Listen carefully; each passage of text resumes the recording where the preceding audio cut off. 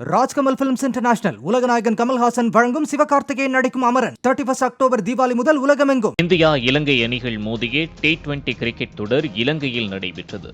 3 போட்டிகள் கொண்ட தொடரை இந்திய அணி கைப்பற்றி கோப்பையை வென்றது.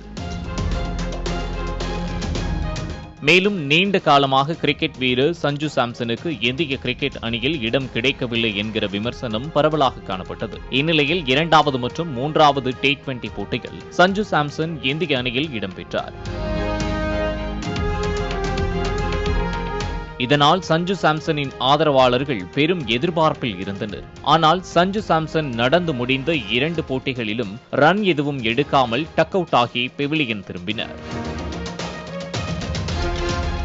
இதனால் நெட்டிசன்கள் சமூக வலைதளங்களில் சஞ்சு சாம்சனை வறுத்தெடுத்து வருகின்றனர். தற்போது சஞ்சு சாம்சனை கிண்டல் அடிப்பது போன்ற மீம்ஸ்கள் ட்ரெண்ட் ஆகி வருகின்றன.